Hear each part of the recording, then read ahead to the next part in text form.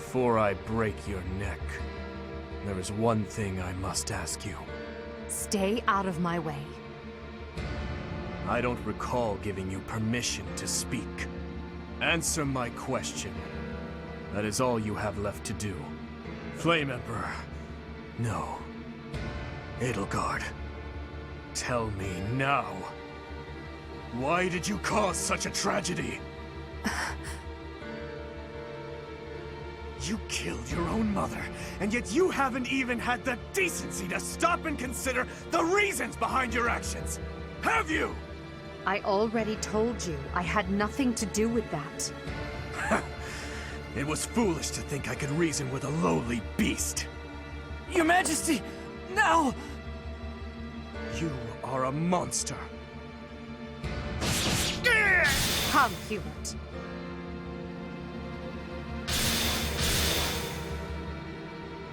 To flee is futile, wicked girl. The Church of Seiros will raise its entire army against you until you have been captured and punished. You have defiled the Holy Tomb, dishonored the goddess, and humiliated your brethren. That crime will never be erased.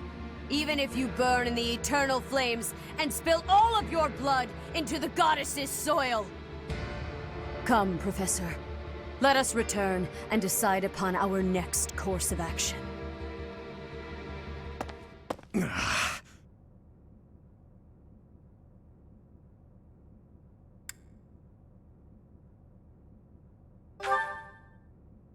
We weren't able to defeat her. Your Highness. I will kill Edelgard with my own hands. I swear it! Let's return to the monastery, Professor. It is clear what must be done.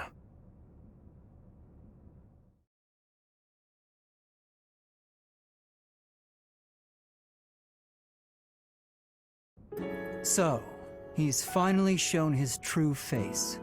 The same Dimitri I've seen once before. A beast who loves spilling blood. You're wrong. I'm sure of it. There has to be an explanation. I knew he'd been carrying the burden of that tragedy. I understand his thirst for revenge. His family and closest friends, all massacred right in front of him. But it still doesn't add up. There must be more that we don't know. That's true. Dimitri didn't come unhinged until after the Flame Emperor was unmasked. You don't think there's some connection between those two, do you? The leaders of the Church have misused its creed to fulfill their true desire. To rule the world. They have fooled the people of Fodlan. Long ago, they divided the Empire to create a kingdom. And then, divided that kingdom to create an alliance. They did all of this to make the masses bicker amongst themselves. They caused instability in order to reinforce their own authority. They gathered gold and lived in extravagance. How? By preying on the devotion of those who wished for the goddess's salvation. Those corrupt hypocrites cannot lead Fodlan to true peace. Their foul belief system must be torn asunder so that true wisdom may finally prevail.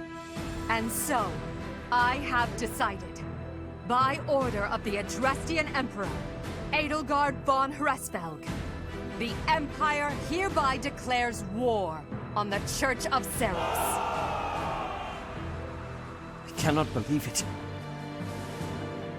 Let us recount the situation as it stands, Professor. After you returned from the Holy Tomb, the Adrestian Empire declared war upon the Church of Seiros, as well as our allies. Edelgard demanded her own father relinquish the throne, and then assumed the position of Emperor. She has deemed the Church of Seiros to be an evil of this world, and is calling upon the people of Fodlan to help her tear it down. I must discuss our response to this declaration with the Archbishop, after the Knights return from their investigation. Until then, watch over the students. See that they remain calm. Professor, the Empire has declared war on the Church of Seiros. We knew this day would come, sooner or later. What's going to happen?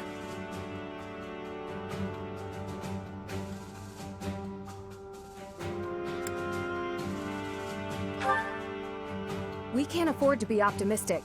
It's entirely possible the kingdom will be invaded. Settle yourself, Ingrid. We need to carefully consider our options. We can't just act rashly. That will only make things worse. Once we've ascertained the situation, we must return to Ferdiad. Your Highness.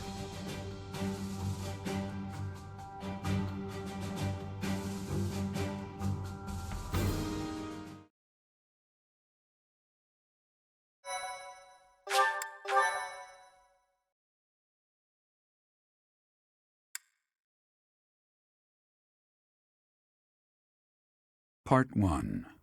White Clouds. Lone Moon. To war.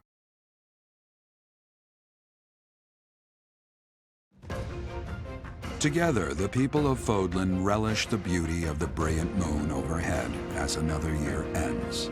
They recall sad partings and new acquaintances alike, but each person must still walk their chosen path alone. With each day, the presence of spring grows stronger, and yet a lone moon still haunts the sky, a silent reminder perhaps of some inescapable truth.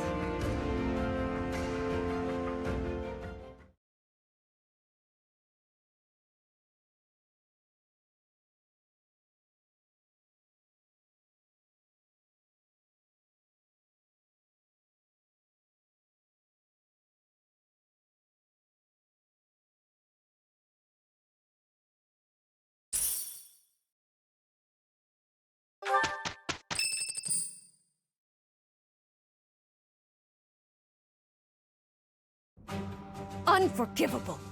I cannot fathom that the Adrestian Empire would embark on such a violent course of action. The fault is my own. I failed to see the wickedness within Edelgart's heart.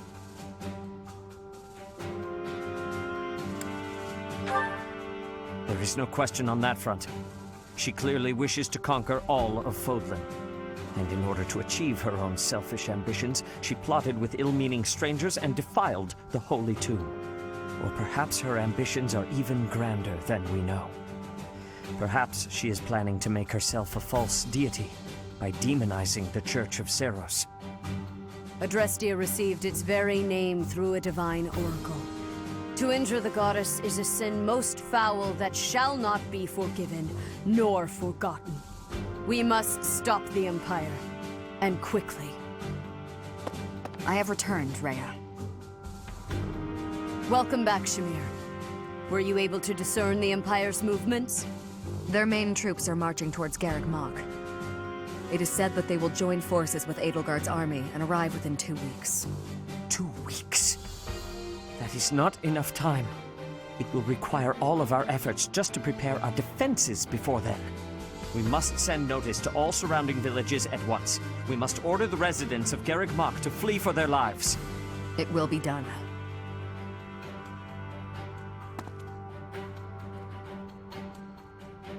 Professor, listen closely.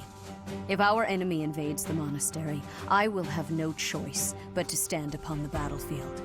If something happens to me, I am entrusting my sacred duties to you. You must have guessed it by now. The truth of who you are. Or perhaps I should say, your lost memories are surely beginning to return. I have acted all these long years as a mere proxy for you. But the duty is yours, and yours alone. Only you can lead the people of Fodlan.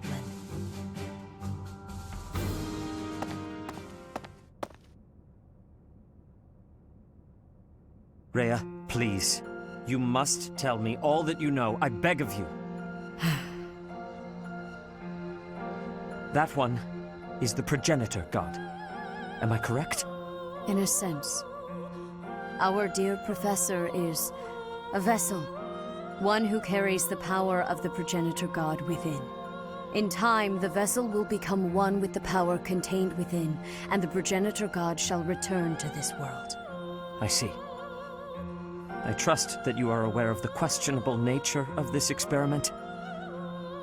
But I suppose there is no turning back. I ask that you help our friend.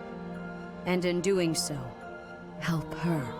I am waiting and hoping for the moment when our Creator rules this wayward land once more.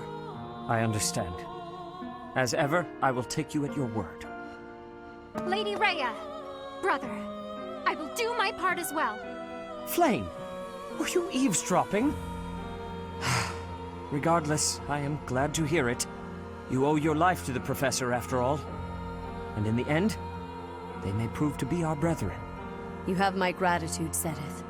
And you as well, Flame. As followers of the Progenitor God, it is up to us to see our mission through.